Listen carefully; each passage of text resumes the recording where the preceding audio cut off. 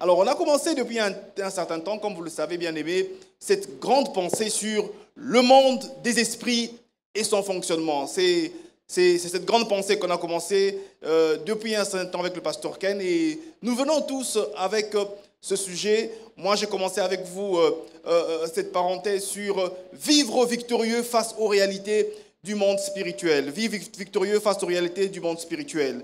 Et j'ai donné un petit plan à cet enseignement. Je reviens sur ça juste pour nous remettre dans le bain, pour nous permettre de continuer avec l'enseignement. On a commencé avec un premier chapitre où on a parlé de vivre victorieux face au combat spirituel, aux réalités, n'est-ce pas, cette réalité du combat spirituel. On a parlé de l'adversité, comment vivre victorieux face au combat spirituel. C'était le premier chapitre. On a commencé avec vous dernièrement le second chapitre sur vivre victorieux face à la tentation. Vivre victorieux face à la tentation. Et là, nous sommes en train de parler de la gestion, n'est-ce pas, de la tentation. Il y aura un troisième chapitre où nous allons parler de vivre victorieux face aux réclamations familiales, face aux lois établies, face aux faux raisonnements.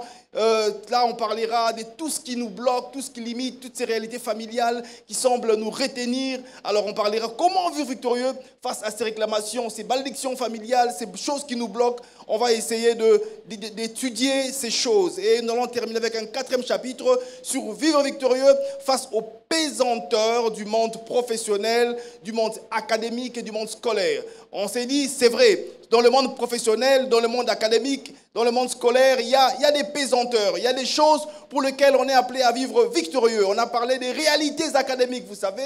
Lorsque vous êtes à l'université, vous allez constater qu'il y a certaines lois qui fonctionnent. Comment vivre victorieux face à ces choses? On va les évoquer avec vous, on va étudier ensemble cela. Et aujourd'hui, nous poursuivons avec ce deuxième chapitre sur vivre victorieux face à la tentation. Vivre victorieux face à la tentation. C'est le point que l'on a, c'est le chapitre qu'on a commencé la fois passée. On a essayé avec vous d'étudier la tentation. On a parlé de la gestion de la tentation. Je vous ai donné un petit plan dans ce chapitre 2 qui va nous aider à avancer. Et c'est grâce à ce plan que nous allons évoluer petit à petit pour clôturer ce chapitre 2. Le plan qu'on a donné, je veux vous le rappeler pour nous permettre de parler le même langage, pour nous permettre d'avancer ensemble. Il y a 4, sinon 5 points qui orbitent notre plan dans cette matière sur la tentation. On s'est dit, premièrement, que nous allons parler, je vais retrouver ce petit plan rapidement pour vous le donner et vous permettre d'avancer avec nous dans les bonnes conditions. On a parlé d'une introduction. L'introduction, on a introduit ces choses. On a parlé de la tentation, de la gestion de la tentation. C'est quoi la tentation? Et on va y parler également de origine et objectif de la tentation. Origine et objectif de la tentation comme point 2. Comme point 3, on parlera des stratégies et astuces du tentateur. Stratégies et astuces du tentateur. Il y aura un quatrième point où nous parlerons de la victoire face à la tentation. C'est là qu'on va essayer de découvrir comment vivre victorieux face à la tentation. Et un cinquième point où nous parlerons de découvrir l'impact de l'après-tentation. Qu'est-ce qui se passe après la tentation? Qu'est-ce qui se passe lorsque on est tenté? Vous savez, il y a l'avant-tentation, il y a le tenté de la tentation et il y a le moment de l'après-tentation. Aujourd'hui, nous allons continuer. Vous savez, on a parlé de l'objet de la tentation la dernière fois, mais j'aimerais qu'on évolue avec vous ce soir sur les personnes, les publics que nous ciblons. Quel est le public cible pour cette portion? Qu'est-ce que nous voulons dans cet enseignement? J'aimerais ici parler premièrement aux nouveaux convertis. Les nouveaux convertis. Je voudrais m'adresser à vous, vous qui avez accepté de recevoir Christ dans votre vie comme Seigneur et Sauveur. Vous qui avez coupé le cordon ombilical avec le monde, avec la vie, n'est-ce pas, du péché, vous avez décidé de marcher avec le Seigneur Jésus. J'aimerais vous dire, en faisant cela, cher ami, vous avez déclaré une guerre au tentateur. Et ce dernier ne va pas se donner du repos. Ce dernier ne va jamais se donner du repos jusqu'au jour où il vous fera tomber, où il constatera qu'il vous a mis à terre. Il va se battre pour vous faire le combat parce que vous n'êtes plus de son côté. Vous avez donc besoin de vous affermir dans la foi et dans votre croissance spirituelle, car la victoire appartient à ceux qui sont stables dans la foi, à ceux qui marchent avec Dieu, à ceux qui sont du côté de Dieu, qui sont du côté du Seigneur. Je voudrais vous encourager à marcher selon les voies de Dieu, à observer le commandement. Vous qui avez décidé de marcher, n'est-ce pas, nouvellement avec Christ, c'est à vous que j'aimerais parler ce soir. Ce message vous est adressé.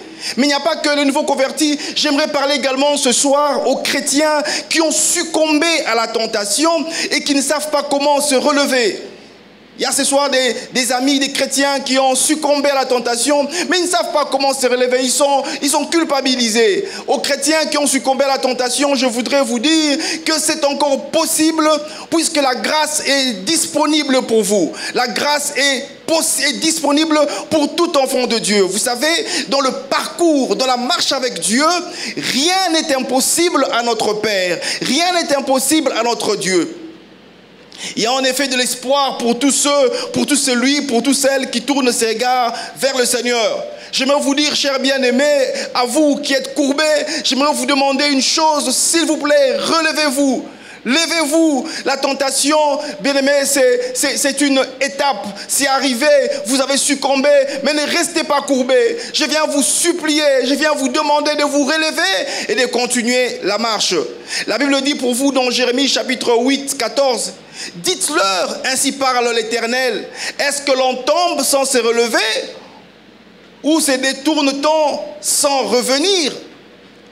Si hier tu étais faible, aujourd'hui tu peux devenir fort. Si hier tu étais tombé, aujourd'hui tu peux te relever et continuer la marche.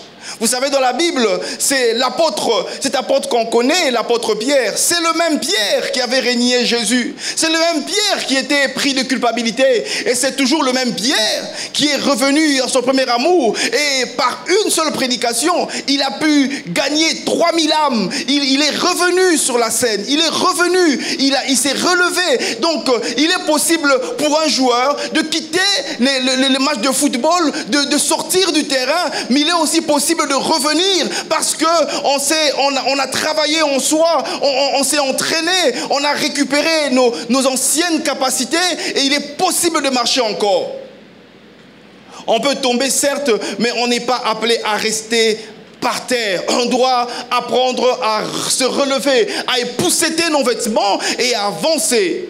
J'aimerais parler ce soir à un enfant de Dieu, à celui qui aime le Seigneur. J'aimerais lui dire, relève-toi et avance. Ta place n'est pas par terre, ta place c'est auprès de Jésus, c'est auprès du Seigneur. Relève-toi et avance, cher ami. Mais j'aimerais également m'adresser à une troisième catégorie. Ce sont les chrétiens forts et stables qui luttent chaque jour avec la tentation. C'est à vous que je parle également ce soir. Des chrétiens forts, des chrétiens stables. Je voudrais vous exhorter de rester debout. J'aimerais vous exhorter de garder cette position que vous avez. J'aimerais également vous rappeler que vous êtes une proie privilégiée pour les tentateurs. Vous avez certainement remporté plusieurs victoires. Vous avez certainement remporté plusieurs combats dans la marche avec Dieu. Mais j'aimerais vous dire, restez prudents. Car le diable a braqué ses armes sur vous, sur le combat spirituel. Il a braqué ses armes sur vous. Il sait qu'il est déjà vaincu, il sait qu'il est déjà tombé, mais il est en train d'essayer. Il va continuer à tenter, à vous attaquer. 1 Corinthiens 10, 12 dit ceci. Ainsi donc que celui qui croit être debout prenne garde de tomber. Celui qui croit être debout, qu'il fasse attention, qu'il prenne garde de tomber. J'aimerais dire à un chrétien, accroche-toi au Seigneur et place en lui ta confiance.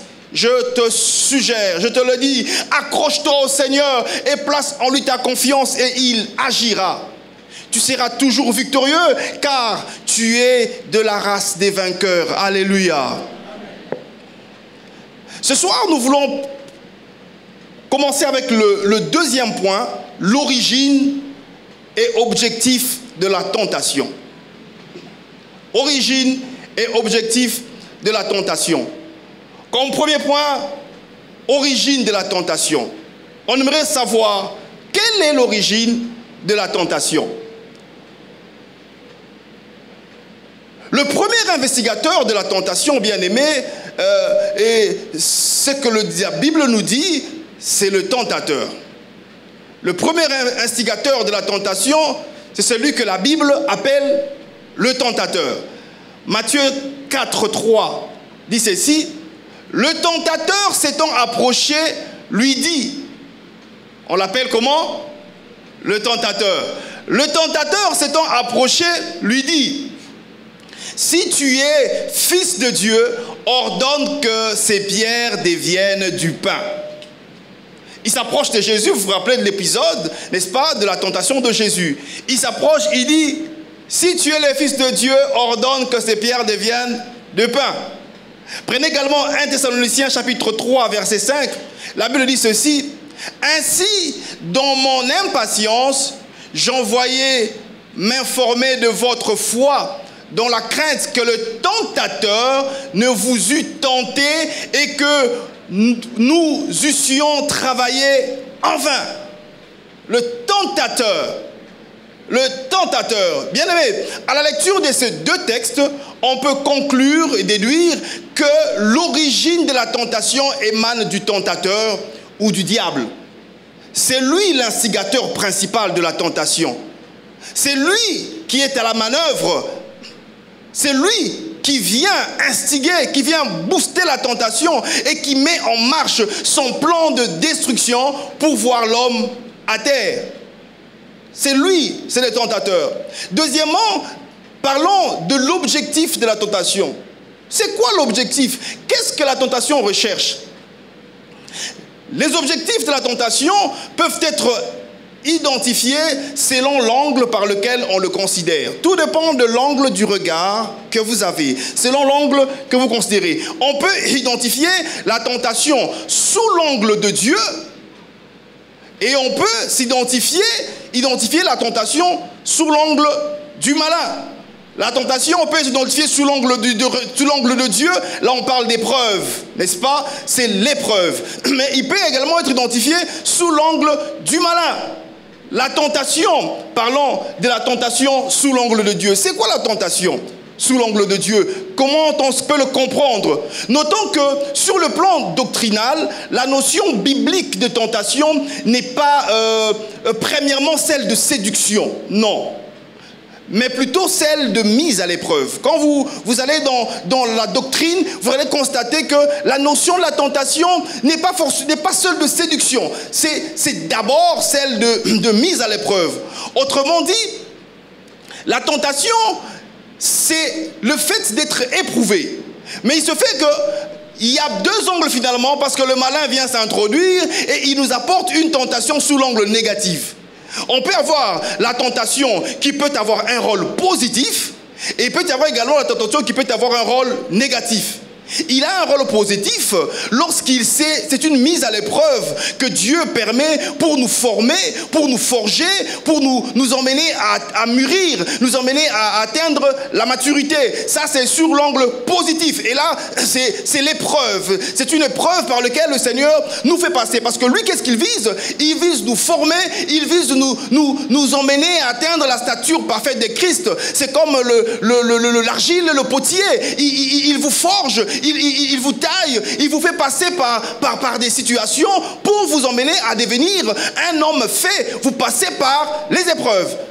Mais également la tentation sur le rôle négatif, vu ce temps négatif, quand c'est le diable qui s'en sert pour nous séduire, pour nous faire tomber. Alors, dans le cadre de cet enseignement, nous allons essentiellement nous appesantir sur l'aspect négatif, sur l'angle négatif de la tentation, c'est-à-dire la séduction du diable pour nous faire tomber. N'est-ce pas? On ne parlera pas forcément de l'épreuve, mais on va essayer d'étudier ensemble cette tentation, cette forme de tentation qui consiste au diable de vouloir nous séduire. C'est là qu'on va étudier comment être victorieux face à la tentation, face aux appels des balles du malin, quand il vient pour nous séduire, quand il vient pour nuire à notre destinée, pour nuire à notre vie, pour nuire à ce que nous sommes. Et vous savez, à ce stade, j'aimerais vous donner 3 vérités bibliques. 3 vérités bibliques.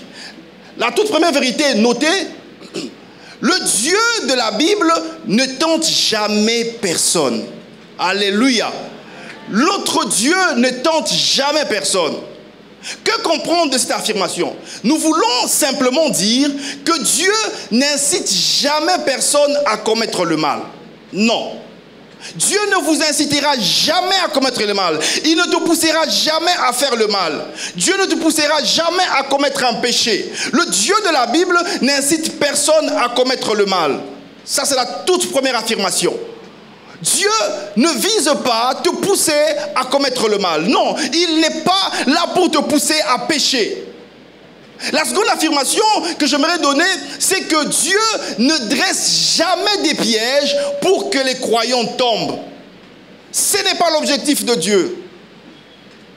Notre Père ne peut jamais dresser des pièges pour nous voir tomber. Il ne peut jamais dresser des pièges pour nous voir tomber. Non, c'est que Dieu veut... Je peux avoir de l'eau, s'il vous plaît? Il ne peut jamais dresser des pièges pour que nous tombons.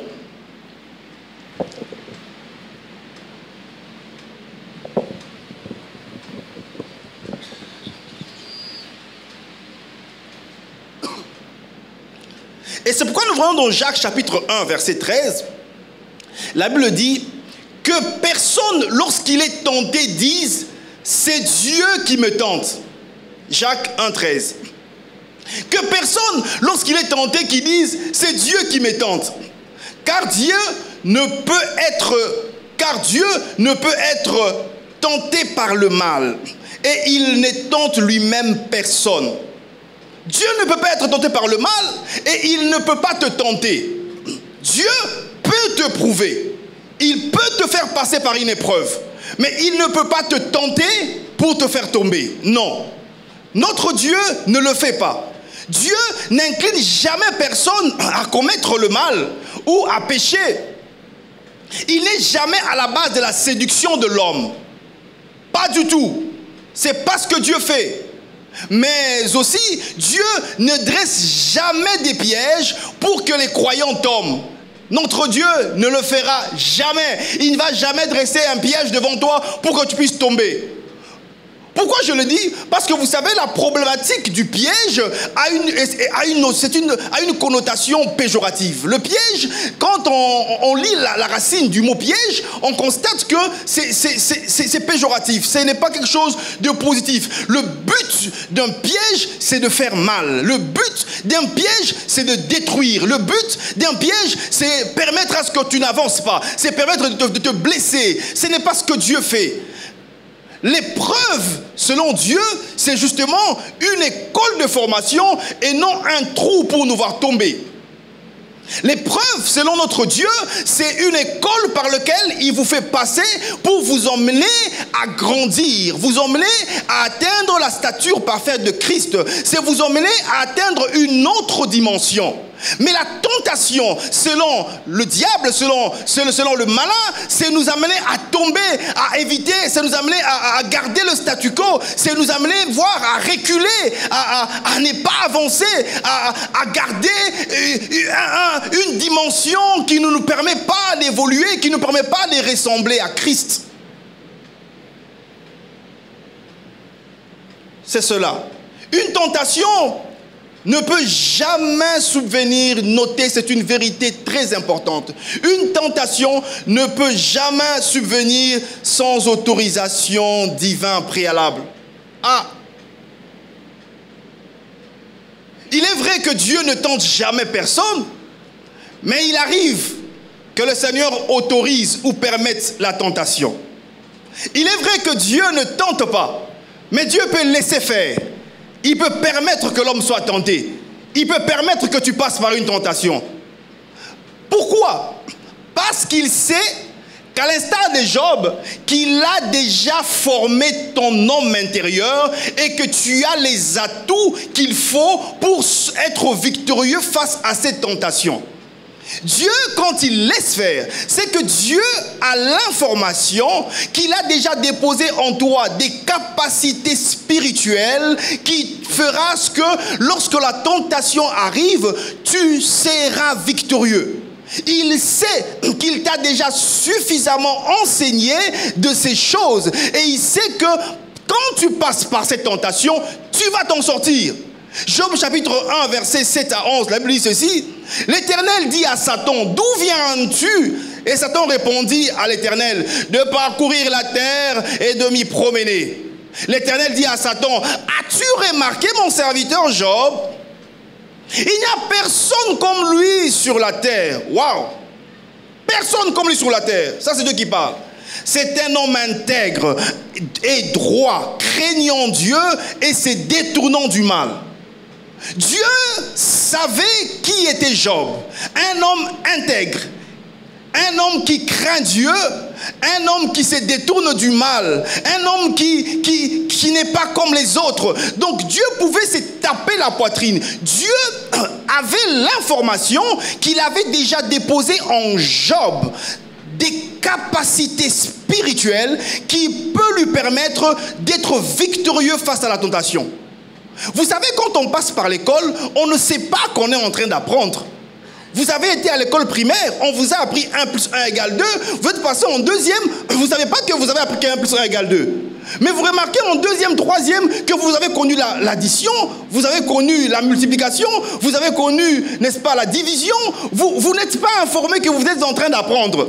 Mais c'est au fur et à mesure que vous évoluez, lorsque vous retournez, vous dites, oh, je viens d'apprendre, j'ai beaucoup appris durant toutes ces époques. C'est pourquoi d'ailleurs, si je vous pose la question, c'est que vous étiez dans 5 ans, vous allez remarquer que vous n'êtes plus ce que vous étiez dans 5 ans. Vous avez acquis de la maturité, Dieu s'est mis à travailler sur votre homme intérieur, il s'est mis à travailler sur vous, il a déposé en vous des capacités que vous n'avez pas il y a 5 ans. Quand on reçoit les informations, quand on reçoit la formation, on n'est pas au courant qu'on est en train de recevoir. On trouve que c'est le processus, c'est le cours normal de la vie. On trouve que c'est normal. Je suis passé en deuxième, passé en troisième, et après, ce qui va te rappeler simplement que tu as appris, c'est quand on viendra te dire, voilà, ça c'est ton certificat d'études primaires. J'ai un certificat, oui, parce que tu viens de faire 6 ans d'études. Maintenant, on peut te donner un certificat. Maintenant, on passe en première année secondaire. Quand tu passes en première secondaire, et deuxième, tu évolues normalement, c'est le cours normal. Tu te réveilles le matin, tu te laves, tu avances, tu vas à l'école, et quand tu arrives, on dit examen d'état. Tu fais l'examen d'état, là on te dit, voilà, tu as maintenant ton baccalauréat, tu as ton diplôme. Et quand tu te retournes, tu te rends compte que tu viens de passer 6 ans d'études et tu peux te rendre compte que tu as appris beaucoup de choses. Et puis tu montes à l'université, tu vas à la faculté de droit, la grande faculté de droit. Vous savez, nous les juristes, on a cet orgueil de savoir que la faculté de droit, c'est la seule faculté. On dit la faculté des sciences économiques, la faculté de médecine, la faculté de polytechnique, la polytechnique, la médecine, la science, n'est-ce pas? Quoi encore? Économie, faculté des sciences économiques. Quand vous allez, la pharmacie. Mais quand on doit arriver à la faculté de droit, on dit le droit. C'est la seule faculté au masculin. Toutes les facultés sont au féminin. Mais le droit, c'est le mari de toutes les facultés. C'est la mirobolante, la mastodonte, la grande faculté de droit. Dites la médecine, la ceci, mais quand tu dois dire droit, tu dois dire le droit, parce que c'est la seule faculté au masculin. Allez faire le droit, les amis. Il fait beau dans la faculté de droit. Et ceux qui viennent dans la faculté de droit, ils savent que c'est comme ça. On entre en G1, on évolue jusqu'en deuxième licence. Quand on termine, tu ne sais pas que tu as appris. Mais dès que tu arrives, n'est-ce pas, au barreau, tu te rends compte que, mais je viens d'apprendre. Parce que quand tu vas prendre la parole devant le juge, quand tu vas commencer à parler pour défendre tes clients, tu auras appris ça où? Tu vas apprendre ça à la faculté. C'est là qu'on a appris les articles. C'est là qu'on a appris la discipline de droit. C'est là qu'on a appris c'est quoi le droit positif. C'est là qu'on a appris toutes ces choses. Le droit posé, c'est le droit positif. C'est là qu'on a appris la summa divisio. C'est là qu'on a appris toutes ces choses de la faculté. Le droit pénal et criminologie. Oh, qui c'est beau la faculté de droit.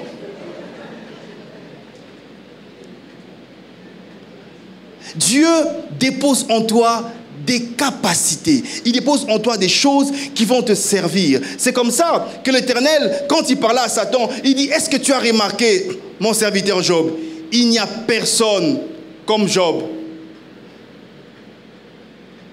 Il n'y a personne comme lui. Satan répondit à Dieu et dit, est-ce que c'est des manières désintéressées que Job craint Dieu?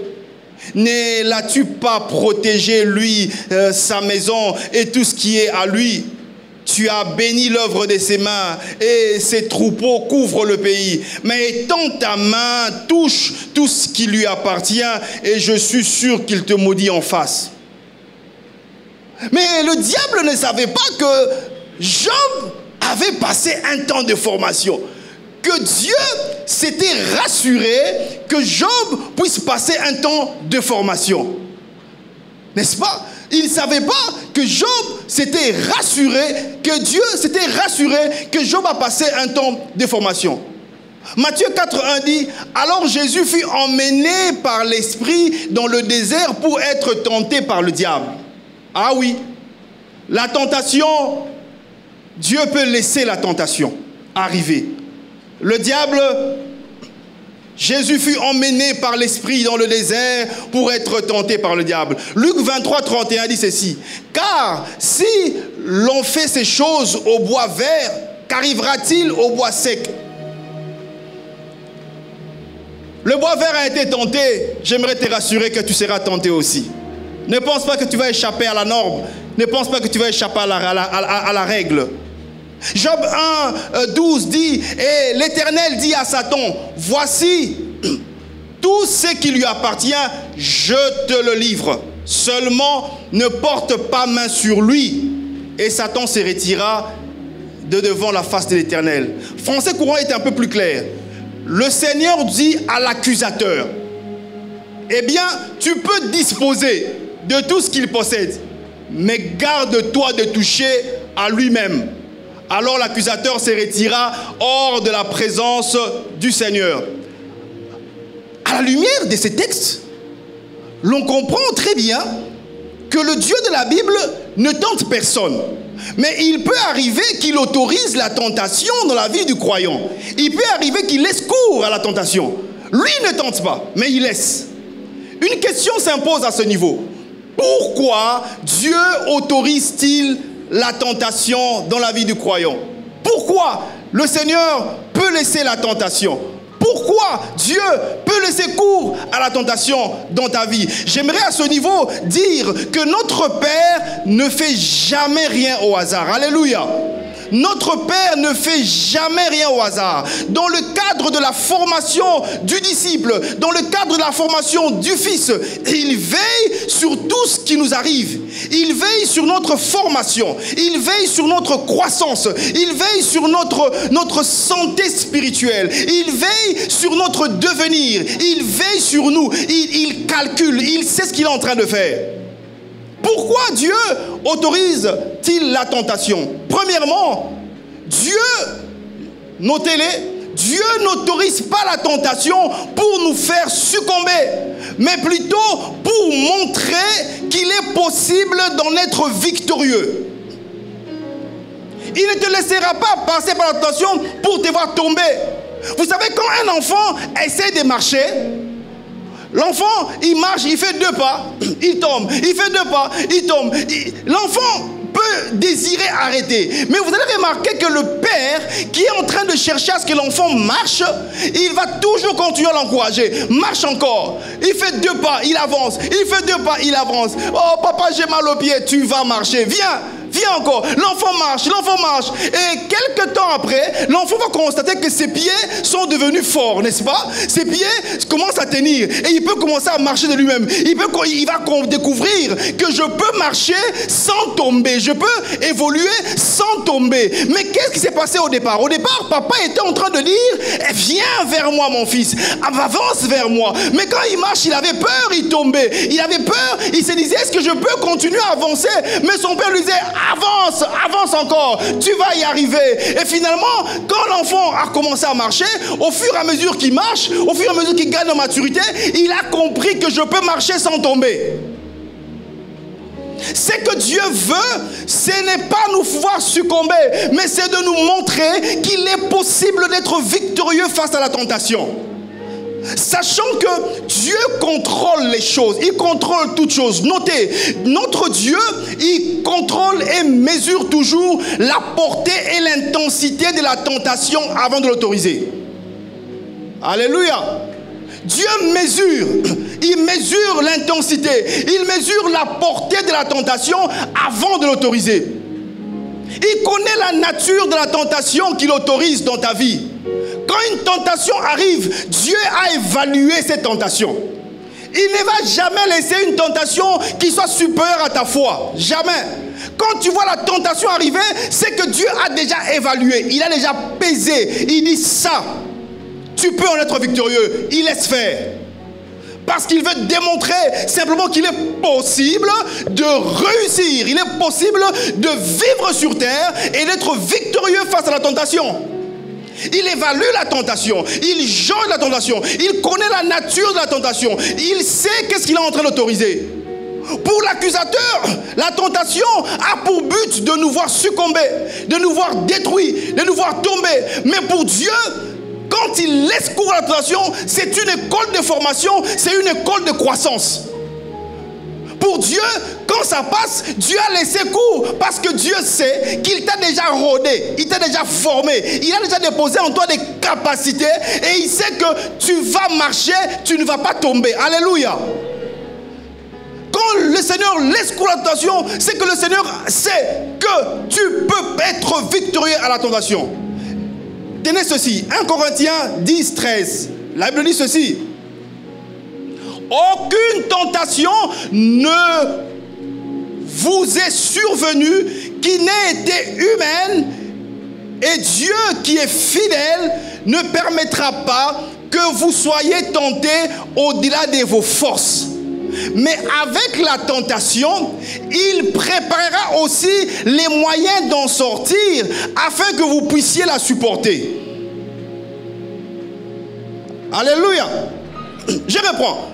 Aucune tentation ne vous est survenue qui n'ait été humaine, et Dieu qui est fidèle ne permettra pas que vous soyez tentés au-delà de vos forces, mais avec la tentation, il prépara aussi les moyens d'en sortir afin que vous puissiez la supporter.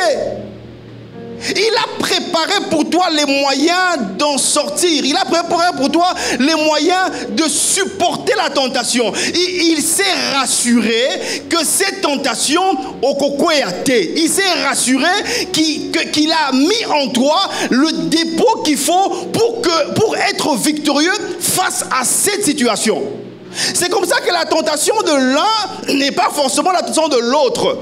Parce que notre évolution spirituelle, notre évolution avec Dieu n'est pas le même. Ici, le Seigneur peut autoriser cette tentation, mais là-bas, il n'autorisera pas. Parce que celui-ci, par exemple, il s'est converti, ça fait déjà 20 ans, il sait que lui, il connaît les méandres de la foi. Il sait par quoi il peut passer. Mais celui qui s'est converti hier, le Seigneur ne permettra pas qu'il soit tenté au-delà de ses forces. Quand tu vois une tentation dans ta vie, quand tu vois que tu es tenté, j'aimerais te rassurer que ton Père est un Père responsable et qu'il a déjà évalué. Il sait que cette tentation, toi, tu en seras victorieux. Il sait que tu vas t'en sortir. 2 Thessaloniciens chapitre 3, verset 3. Afin que personne ne fût ébranlé au milieu des tribulations présentes, car vous savez vous-même que nous sommes destinés à cela. Quand Quand la tribulation arrive, ce n'est pas pour que tu puisses rester à terre. Quand la persécution arrive, ce n'est pas pour que tu puisses tomber. Dieu a déjà prévu. Vous savez, la persécution ne peut pas être une raison pour nous voir abandonner la foi. Il y a de ces personnes, à cause de la persécution, ils ont abandonné la foi. Au début de l'église primitive, il y avait des persécutions. L'église était persécutée, on les tuait, on les guillotinait, on les lapidait. Persécution. Mais ils n'abandonnaient pas la foi. Ils s'affermissaient dans le Seigneur. Le Seigneur s'était arrangé pour déposer en eux le dépôt qu'il faut pour supporter la persécution. Mon ami, j'aimerais te dire que lorsque tu vois la persécution dans ta vie, sache que le Seigneur t'a déjà doté des capacités pour être victorieux face à la persécution. Lorsque tu constates que ton chef au travail est en train de te combattre, j'aimerais te demander de ne pas trembler. Sache que face à ce combat-là, le Seigneur a déjà disposé en toi les atouts. Il a déjà donné en toi les capacités qu'il faut pour être victorieux face à l'adversité. Tu es dans le mariage, tu constates que tu n'as pas d'enfant. Après plusieurs années, tu te dis, mais Seigneur, c'est quoi cette histoire? J'aimerais te dire que Dieu a déposé en toi une patience comme personne ne peut l'avoir. Des fois, tu te rends compte que tu es patient dans certaines choses. Le Seigneur a déposé en toi des atouts qui vont te permettre à être victorieux. Galates chapitre 5 verset 22 dit, mais le fruit de l'esprit c'est l'amour, l'esprit de l'esprit, donc c'est la joie, la paix, la bonté, la bénignité. Le Seigneur a déposé en toi le fruit de l'esprit qui fait que quand la tentation arrive, tu remarques directement que le fruit est en train de se manifester parce que le Seigneur s'est arrangé avant la tentation de t'apprendre c'est quoi le fruit de l'esprit. C'est ce que fait notre Dieu. Il est merveilleux, ce Créateur. Notre Dieu est un Père responsable. Il connaît la mesure, il connaît l'intensité, la portée de la tentation. Lorsqu'il autorise une tentation, c'est qu'il a déjà placé en toi le dépôt qu'il faut. Vous savez, la nature nous enseigne mieux. On ne soumet jamais un test à un disciple s'il n'a pas préalablement veillé à sa formation. La formation précède toujours le test. Hier, j'étais en train de prier pour ce message et j'ai regardé sur YouTube, j'ai vu un film. À peine je mettais le film, j'entends une phrase qui a retenu mon attention. Un jour, en faisant un jour de kung-fu, quand tu fais le kung-fu pendant un jour, ça te fait gagner 10 jours. Mais lorsque tu ne le fais pas pendant un jour, tu perds 30 jours. Le fait de s'entraîner, tu gagnes 10 jours.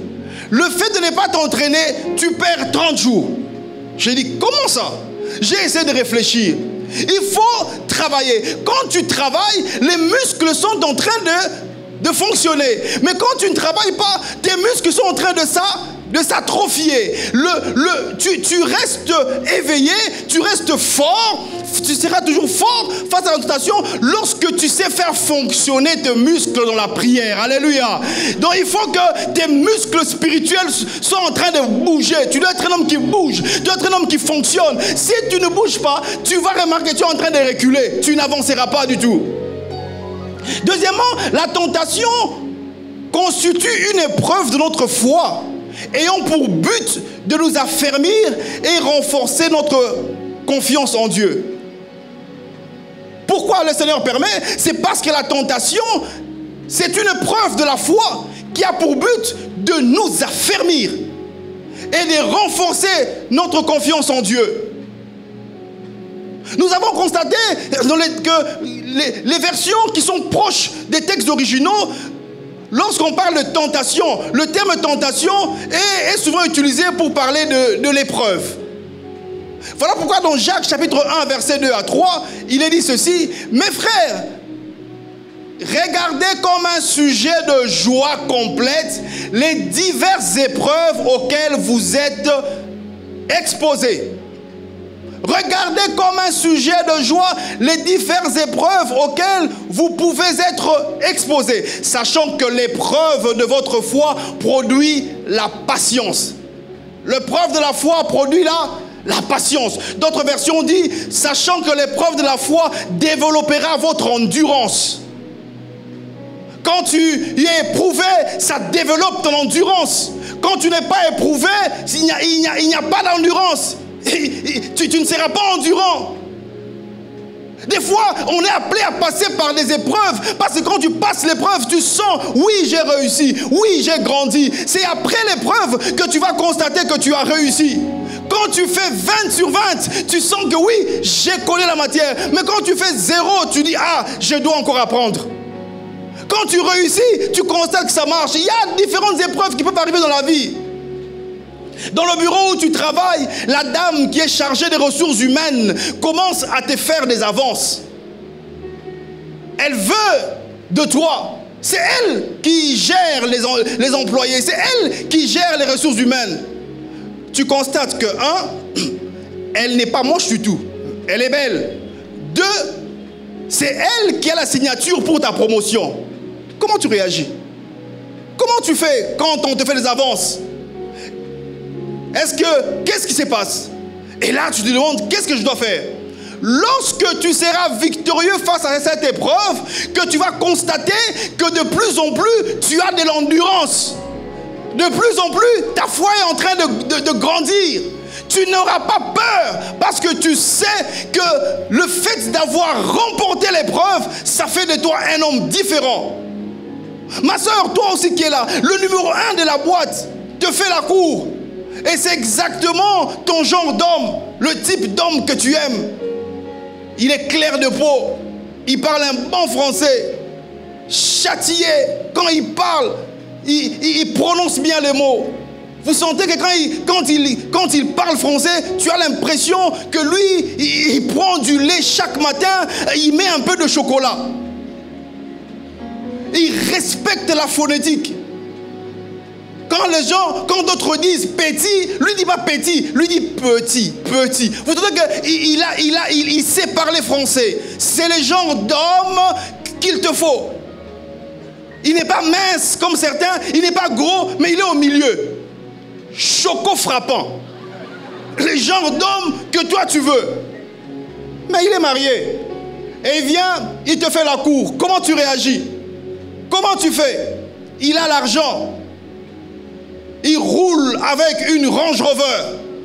Il te propose de t'acheter une Range Rover. Oh!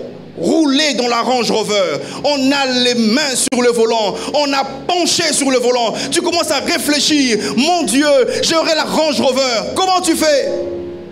Quel est le choix que tu optes? Est-ce que tu vas tomber?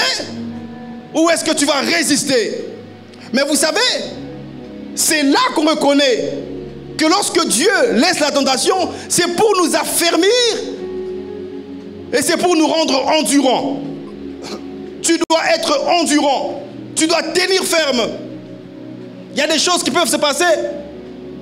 Tu te trouves en Europe, précisément à Paris, à l'entrée du métro ou du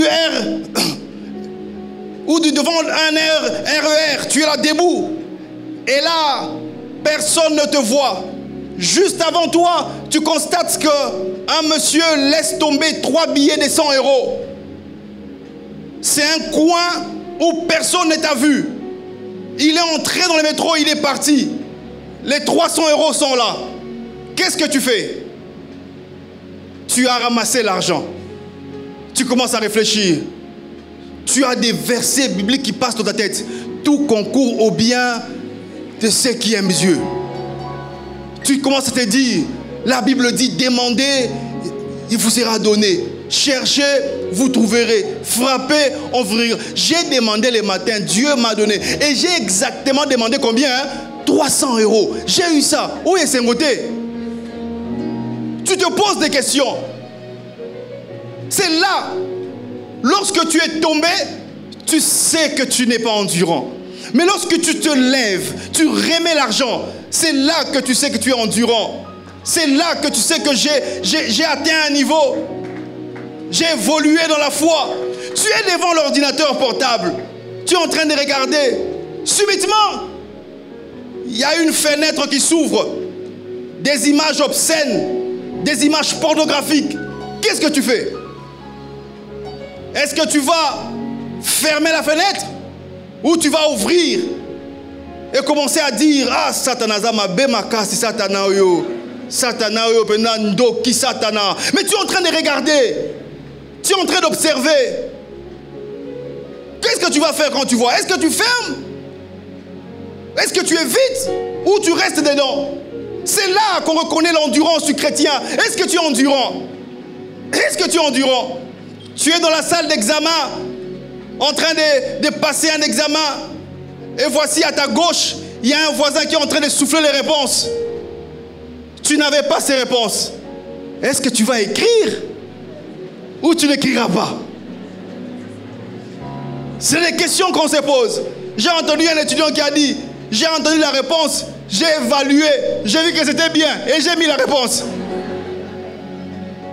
Il dit: le fait pour moi d'évaluer la réponse, ça prouve que je suis intelligent. Je n'avais pas, mais j'ai pris la réponse là, j'ai évalué ça, j'ai vu que c'est la bonne réponse et j'ai mis. Qui lui a dit de se mettre à mes côtés pour se faire les réponses? On te demande la réponse à l'auditoire. On a dit à voisin fermé, à cahier fermé, à livre fermé. Mais tu vois une jolie demoiselle, la fille là que tu aimes à la faculté, dans l'auditoire, quand elle entre, on a interdit de faire 2 regards. Fais attention. Donc tu la regardes une fois, 2 fois, et tu t'es dit, tu entends à l'église, le pasteur Charlie a dit: évitez le 2e regard. Toi tu dis: bon, comme le pasteur Charlie a dit, évitez, moi je vais prolonger les regards. Je vais partir totalement. Quand je reviens, je ne rentre plus. Je n'ai pas fait 2 regards. J'ai regardé une seule fois, mais j'ai prolongé mon regard. Et puis je suis revenu, terminé. Je ne reviens plus. Comment tu te comportes quand cette fille, cette jeune étudiante te demande la réponse? Est-ce que tu lui donnes ou tu ne lui donnes pas? Est-ce que tu acceptes de donner ou tu refuses? C'est là qu'on reconnaît ton caractère. C'est là qu'on reconnaît ton endurance. Toi qui me suis dans les réseaux sociaux, tu donnes les réponses. C'est pas bien. Dieu n'aime pas ça. Arrête de les réponses. Je me souviens lorsque j'étais à la faculté, on était au home, il y avait un étudiant que j'encadrais dans la foi. Il était très fort en comptabilité. Ils sont allés faire l'examen. Moi, je crois en 2e licence. Il était en 2e graduat. Il a fait les 5 séries pour toute la classe. Il a travaillé la 1re série, 2e série, 3e. Il connaissait la comptabilité. Il a fait tout pour tout le monde. Quand je reviens en chambre, il me dit: non, Berger, tel a fait les 5 séries pour tout le monde. J'ai dit: tu as fait ça? Oui, j'ai fait. Mais ça, c'est la tricherie, non? Ah, Charlie, Tikabilo Kouana. J'ai dit: comme tu as fait ça, eux tous vont réussir, toi tu vas échouer. Ah, Banza Menamila Lukuta. Tu vas voir. Mon frère, ils ont fait 20 sur 20. Vous savez, 20, 18, 17. Vous savez, lui, il a fait combien? Il a fait 2 sur 20. Il vient Charlie Ozandoki, Oloki Ngai. J'ai dit: bon, écoute, viens. Je vais te bénir maintenant. Tu ne fais pour personne. Tu vois comment tu vas réussir. Il est revenu, il a travaillé sur l'examen en 2e session et il est parti. Il vient en chambre. N'a pas si vous te réponse. Ce qui n'a zuité au Romona. Si je ne réussis pas, tu vas voir. J'ai dit: ne t'en fais pas, tu vas réussir. Quand on sort l'examen, il a fait 19 sur 20. Il faut respecter les règles. Pourquoi vous aimez toujours être en dehors des règles? Pourquoi vous ne respectez pas les principes établis? Qu'est-ce qui se passe? Ton endurance. 3e, Dieu permet la tentation pour faire ressortir et exposer les sentiments secrets dans nos cœurs. On ne connaît véritablement une personne que quand elle est en face de l'épreuve. Tu penses que tu es mûr, tu penses que tu t'es mûr jusqu'à ce que tu sois confronté à la tentation. La tentation expose vos véritables sentiments et nous montre ce que nous sommes réellement. La tentation expose notre véritable nature. Les sentiments cachés en toi. Là, c'est quand tu es soumis à la tentation que ton véritable toi est en train de sortir. C'est là que tu vas savoir si tu es rancunier ou tu n'es pas. Si tu es orgueilleux ou tu n'es pas. Tenez ceci. On te demande de valider la liste des gens qui doivent avoir une augmentation salariale. Et subitement, tu te rends compte que le monsieur qui est en tête des listes, c'est la personne qui t'a humilié en public il y a quelques jours. Il t'a insulté. Il a dit que tu es petit détail. T'as la moukoussé. Et tu sais que tu es petit. Bon, les petits risquent d'être choqués. Il a dit que tu es élancé comme un palmier. Et tu sais que tu es élancé. Maintenant, tu as la liste. C'est toi qui décides sur l'augmentation. En tête des listes, tu regardes. Kabou Yakalala. C'est moi qui décide. Tu fais quoi? C'est là que tu vas découvrir ta véritable nature. Est-ce que tu vas le sanctionner ou tu vas dire le bon droit?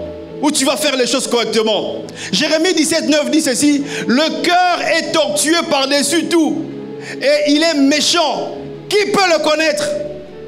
Le cœur est tortueux, il est méchant. Qui peut connaître le cœur? Deutéronome 8, verset 2.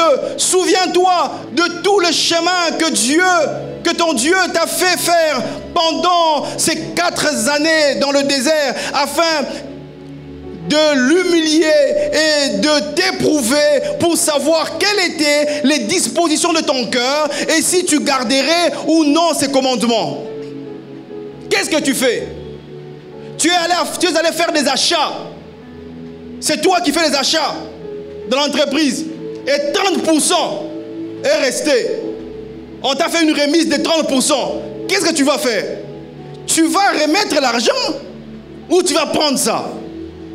On a fait une remise. Est-ce que tu remettras l'argent ou tu ne vas pas faire ça? J'ai reçu une femme mariée qui m'a posé une question. Quand je lave les habits de mon mari et que je trouve l'argent dans sa poche, $100, est-ce que c'est pour moi ou c'est pour lui? Nazoa, ton nazoaté. Si je prends, est-ce que c'est du vol ou c'est pas du vol? Parce que d'ailleurs, nous sommes mariés sous le régime de la communauté des biens. Donc c'est bien, c'est aussi mes biens. Ma soeur, si tu prends l'argent sans dire à ton mari, tu es une voleuse. C'est le vol. Tu ne peux pas prendre. Il faut savoir demander, il faut savoir dire, j'ai vu cet argent, est-ce que je peux prendre? Quand tu prends, c'est du vol. Et vous aussi les hommes, vous avez l'habitude d'emprunter l'argent à vos épouses, mais vous ne remettez jamais. Ce n'est pas bien. Tu ne remets jamais. Vous empruntez l'argent aux femmes et tu dis après non, derrière l'argent là, c'est moi qui t'ai donné. Derrière ce que tu as là, c'est pour moi. Papa, dès que tu as donné, ce n'est plus pour toi. Quand tu as emprunté, tu es dans le régime de l'emprunt. Ce qu'on emprunte, on doit remettre. Si tu empruntes l'argent à ta femme, il faut aussi avoir l'habitude de remettre. Quand tu ne remets pas, ce n'est pas bien. Les hommes ne sont pas d'accord, mais c'est comme ça. Bon, moi aussi, des fois, j'ai emprunté, je ne remettais pas. Donc, Charlie, quand tu empruntes l'argent de ta femme, Charlie Kasunda, remets.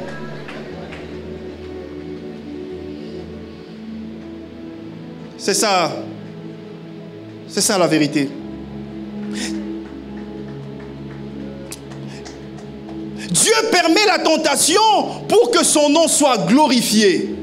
Quatrièmement, pour que son nom soit glorifié et démontrer au diable que nous sommes des héros. Ensuite, nous faire du bien. Si Dieu permet la tentation, c'est pour faire comme on a écouté, pour que son nom soit glorifié et démontrer au diable que celui-là c'est un héros.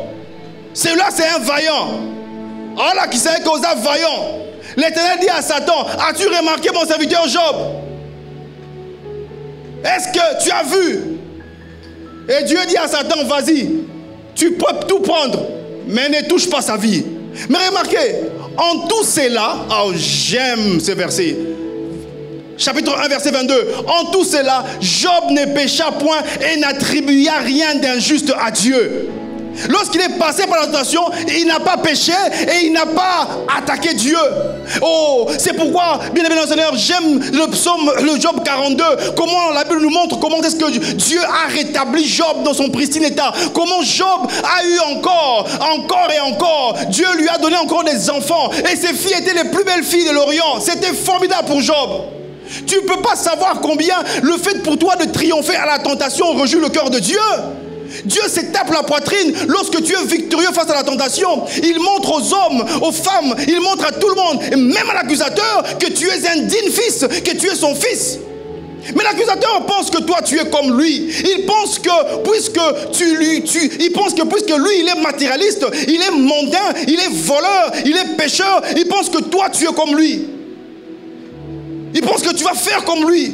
Puisque lui panique devant l'argent, il pense que toi tu vas paniquer devant l'argent. Puisque lui panique devant la gloire, il pense que tu vas paniquer devant la gloire. Puisque lui, face à la séduction, la luxure, la volupté, il est en train de tomber, il croit que toi tu es comme lui. J'aimerais te dire, tu n'es pas comme l'accusateur. Alléluia.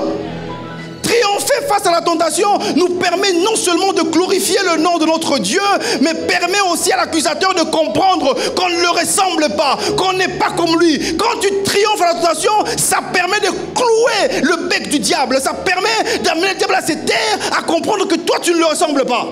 Tu es un homme différent. Tu n'es pas comme lui. Nous, on ne panique pas devant l'argent. Nous, on ne panique pas devant la gloire. On ne panique pas devant des pseudo-bénédictions. On ne panique pas devant ces choses, pas devant les voitures. Écoutez, la Bible dit, c'est la bénédiction de l'Éternel qui enrichit et elle ne se fait suivre d'aucun chagrin.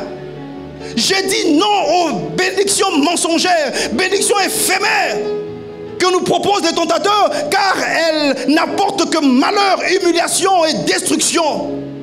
Le diable a transporté Jésus, il l'a emmené sur une montagne, il lui a montré, regarde le monde, regarde la gloire, si tu te mets à genoux devant moi, je te le donnerai. Il croyait que Jésus allait paniquer devant ces choses.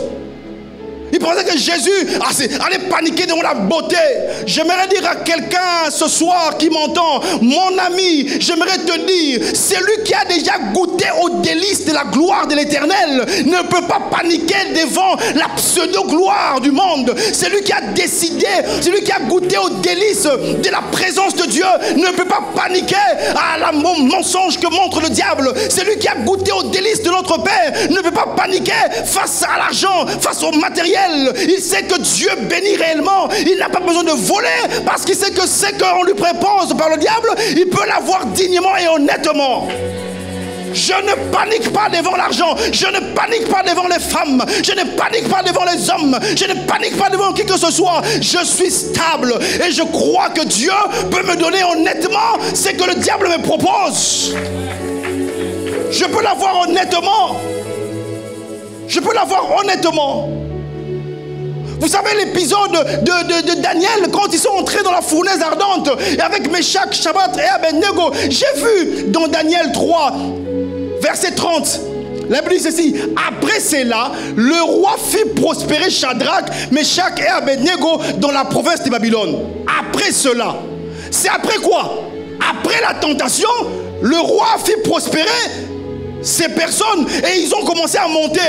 Mon ami, je veux te dire ceci: peu importe la pression de la tentation, sache qu'il y a toujours un après cela. Alléluia. Le après cela sera déterminé par la manière dont tu vas gérer la tentation. Ta façon de gérer la tentation portera toujours à conséquence. Le après cela peut déclencher une autre dimension de gloire dans ta vie. Le après cela. Est-ce que tu peux dire à quelqu'un après cela?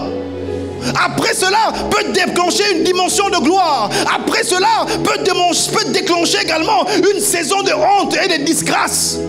Après cela, regardons au verset 25, la Bible dit ceci: après cela, le roi Darius écrivit à tous les peuples et à toutes les nations, aux hommes de toutes langues qui habitent sur la terre, que la paix vous soit donnée avec abondance. Constatez avec moi, chers amis, que après cela, il y a quelque chose qui se passe. Après cela, après quoi? Après que Daniel a résisté à la tentation que le roi Darius a signé. J'aimerais dire à quelqu'un ce soir, il y a un après cela. Après la tentation, il y a quelque chose. Après la séduction, il y a quelque chose. Après la sollicitation, il y a quelque chose. Après, il y a quelque chose. Tout dépend de ton attitude face à la tentation. Dieu est un Père formidable. Il permet la tentation pour te récompenser et nous faire accéder à une dimension supérieure. Alléluia. Tu vas atteindre une dimension supérieure. Daniel prospéra sous les règnes de Darius et sous les règnes de Cyrus le Perse. Verset 28. Daniel a prospéré sous le règne de Darius et de Cyrus. J'ai remarqué une histoire impressionnante. Daniel était devenu inamovible, il est devenu incontournable, on ne pouvait plus le déboulonner, les régimes étaient en train de passer, les rois étaient en train de passer, les rois se succédaient, mais Daniel gardait son poste, car il a imposé quelque chose dans son milieu, il a imposé sa réputation, il a imposé quelque chose de grand, et Daniel pouvait rester là pendant longtemps. Après cela, est-ce que tu sais qu'après la tentation, il y a une vie qui continue? Est-ce que tu sais qu'après la tentation, il y a quelque chose qui se passe? Jacques 1,12 dit ceci: heureux l'homme qui supporte patiemment la tentation, car après avoir été éprouvé, il recevra la couronne de vie. Alléluia. Que le Seigneur a promis à ceux qui l'aiment. Tu vas recevoir la couronne si tu es patient. Si tu te lèves pour Dieu, eh bien j'aimerais te dire, mon ami, Dieu va se lever pour toi. Si tu te lèves pour Dieu, Dieu va se lever pour toi. Dieu va travailler pour toi. Dieu va forger pour toi. Là où tu es au travail, là où tu es à l'université, à l'école, dans la belle famille, pose-toi la question sur l'impact que tu as. Est-ce que tu influences les vies ou tu es influencé par la médiocrité et le péché? Dieu veut que tu sois un homme d'impact. Il veut que tu puisses te préparer à cela. Il a déposé en toi des vertus, des capacités qui vont t'amener à être victorieux. Après cela, troisièmement, j'aimerais lire, quand Dieu permet la tentation, il donne toujours les moyens d'en sortir. Alléluia. 1 Corinthiens 10, 13. Aucune tentation ne vous est survenue qui n'ait été humaine et Dieu qui est fidèle ne permettra pas que vous soyez tentés au-delà de vos forces. Mais avec la tentation, il préparera aussi les moyens d'en sortir afin que vous puissiez la supporter. 2 Pierre 2, 9. Le Seigneur sait délivrer de l'épreuve les hommes pieux et réserver les injustes pour être punis au jour du jugement. Oui, il s'est délivré et ça c'est vrai. Jean 17, 15. Je te prie de les ôter du monde. Je ne te prie pas de les ôter du monde, mais de les préserver du mal. Ce n'est pas qu'on puisse te... Non, il ne faut pas les ôter du monde, mais préserve-le du mal. Cher ami, lorsque tu constates une tentation en face de toi, sache aussi que Dieu a déjà disposé en ta faveur le moyen d'en sortir. Tout dépend de toi. On ne te donnera pas un examen si tu n'as pas été enseigné sur cette matière au préalable. Tu as déjà en toi des atouts majeurs pouvant te permettre de décoller et d'avancer. Ne crains jamais la tentation, sois serein face à la tentation, car Dieu a déjà disposé en toi et pour toi les moyens d'en sortir. Alléluia. La tentation vue sous l'angle du malin. Oui, il faudrait qu'on en parle. Nous ne devons jamais, bien aimé le Seigneur, perdre à l'esprit que Satan est rempli de haine et d'animosité envers l'homme. Il a un dessein, il a des projets qu'il a préparés pour les hommes. Il veut détruire l'homme. Il connaît la dimension et la profondeur de l'amour de Dieu pour l'homme. Il veut détruire l'homme. C'est Dieu qui nous protège. Dieu n'a pas hésité d'envoyer son Fils unique sur la croix pour payer le prix à notre place. Il veut que nous puissions demeurer des hommes à son image. Il met tout en marche pour nous amener à avancer. Mais le diable se bat pour nous amener à tomber. 2 Corinthiens 2, 11b dit ceci. Afin de ne pas laisser à Satan l'avantage sur nous, car nous n'ignorons pas ses desseins. On connaît c'est quoi ses desseins. On connaît ce à quoi il est appelé. On connaît ses desseins. On connaît ce à quoi il est appelé. Apocalypse 12, 9 dit ceci. Il fut précipité, le dragon, le serpent ancien, appelé le diable. Satan, celui qui séduit toute la terre. Il fut précipité sur la terre et ses anges furent précipités avec lui. J'ai lisé ce texte, bien aimé dans le Seigneur, j'ai remarqué qu'il y a 2 choses qui ont retenu mon attention. Premièrement, j'ai constaté que le tentateur n'opère jamais seul. Les Écritures nous montrent clairement que le malin n'opère jamais seul. Il opère toujours. Il a sous ses ordres une armée de démons et il les déploie sur le monde visible et invisible.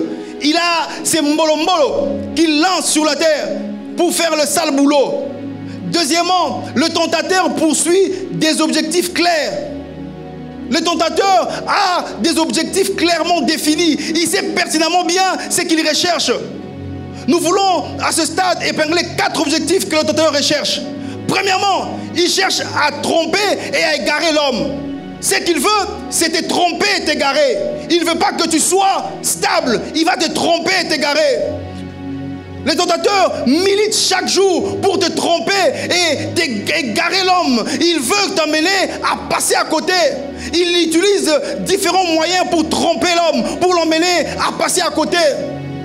Il se sert de plusieurs méthodes. Il se sert de plusieurs choses pour amener l'homme à passer à côté de sa destinée.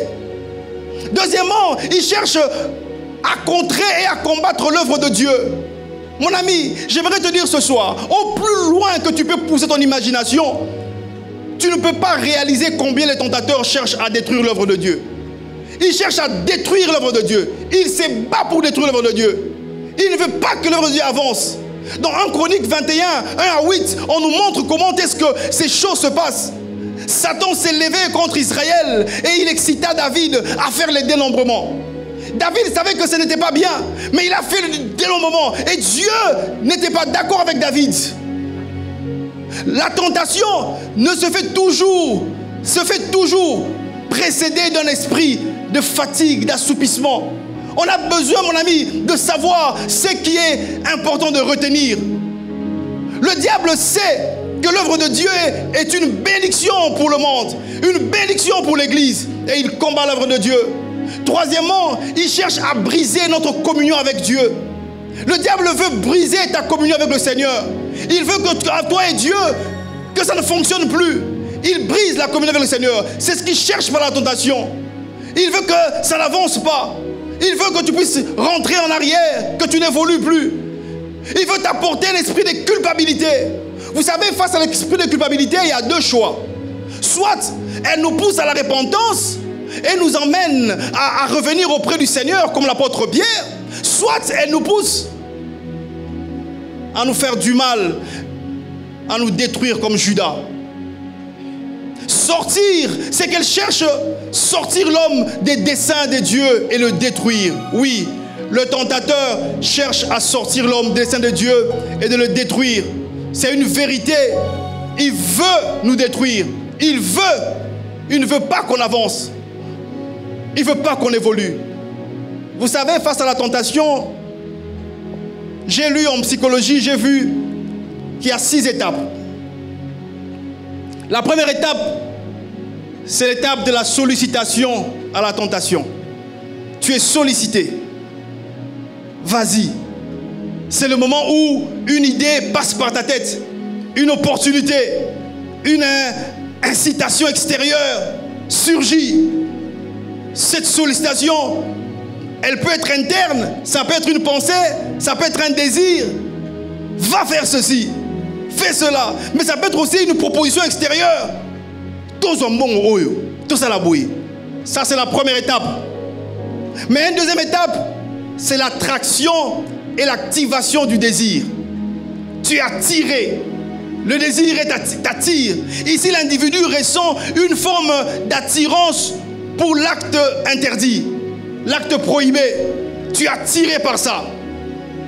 Tu sens que tu dois avancer. Tu sens que tu commences à t'imaginer les avantages, les bénéfices que ça te donne. Troisièmement, c'est l'étape du débat intérieur, la délibération. Est-ce que je dois faire ou je ne dois pas faire? Tu dois délibérer. Est-ce que je dois voler ou pas? Est-ce que je dois coucher avec elle ou pas? Est-ce que je dois faire ça ou pas? À ce stade, l'individu évalue la situation et tente de justifier son éventuel passage à l'acte. Il veut trouver des justifications. Il peut minimiser la gravité de l'acte. Il peut se dire que ce n'est pas grave, c'est pas si grave. Je mérite ça. D'ailleurs, c'est mon argent qu'on devait me donner depuis longtemps. Délibération. Quatrième étape, c'est la prise de décision. Une fois les justifications sont prouvées, l'individu bascule dans la décision d'agir. Il a levé la barrière morale. Il se prépare mentalement à commettre l'acte. C'est l'étape de la prise de décision. Je veux commettre l'acte. Cinquième étape et l'avant-dernière, c'est la préparation à l'acte. Tu te prépares. Ici, il s'agit d'une action concrète pour passer à l'acte. Tu sais que je dois aller dans tel hôtel. Je dois payer l'hôtel. Là, maintenant, tu commences à te préparer. Ça coûte combien? Chercher une opportunité, organiser les moyens, contourner les règles, les obstacles. Vous savez, je me souviens à l'époque, on était dans une composition des juges, quelque part, lorsque j'étais en province. Alors, il y a un des collègues qui avait l'habitude d'aller à l'hôtel avec des petites copines. Alors, pendant l'audience, il pose la question à un prévenu. Tango bokota ki na chambre, on instruisait sur le viol. Il était parti avec une fille mineure. Tango bokota ki na chambre na mona masiwana.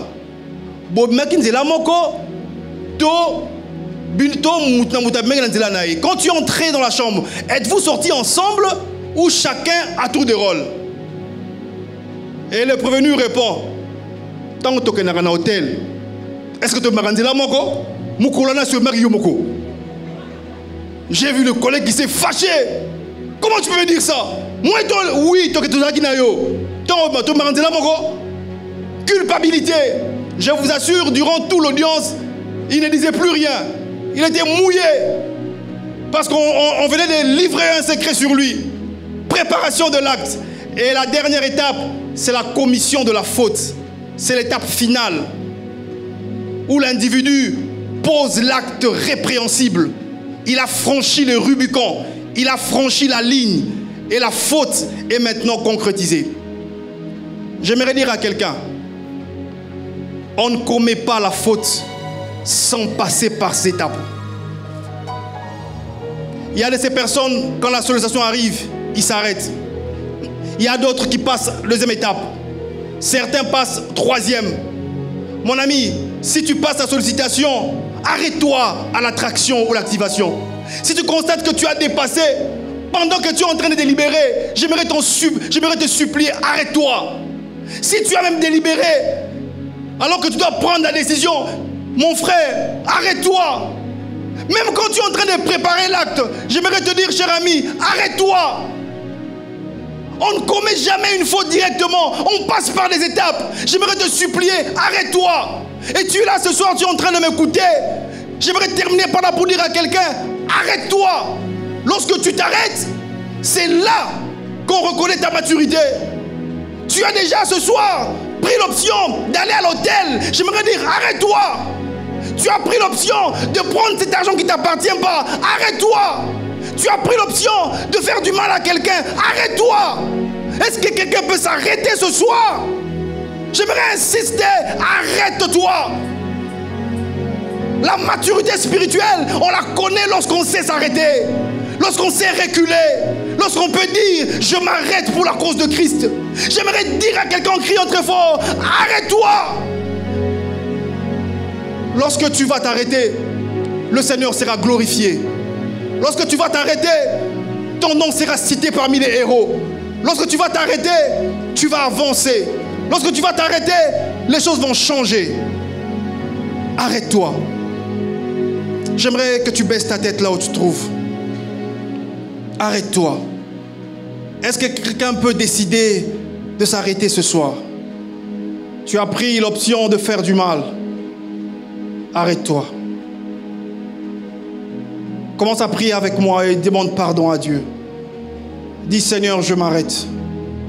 Je n'avancerai plus. Je ne ferai plus cela. C'est fini. Je veux avancer. J'aimerais te dire, mon ami, cherche à voir un serviteur de Dieu. Les pasteurs sont disponibles. Va les voir. Va parler avec quelqu'un qui va t'aider à prier. Va parler à un serviteur de Dieu. Les pasteurs Christian, pasteur Mehdi, pasteur Héros, ils sont tous présents. Tous les pasteurs, pasteur Dulde, pasteur Hassani, pasteur Dali, ils sont tous présents. Elles sont présentes, elles sont là. Eric, ils sont tous là. Pasteur Olivier Chibola, pasteur Anthony Kinzo, ils sont là pour vous. Allez les voir. Parlez avec eux. Pasteur Anthony Sungu, parlez avec eux. Pasteur Dieudonné Tchakambila, parlez avec eux. Ils sont là pour vous écouter. Tous les pasteurs de Philadelphie, ils sont là. Va les voir au bureau. Échange avec eux. Demande-leur de prier. Arrête de tomber. Arrête de tomber. Viens me voir.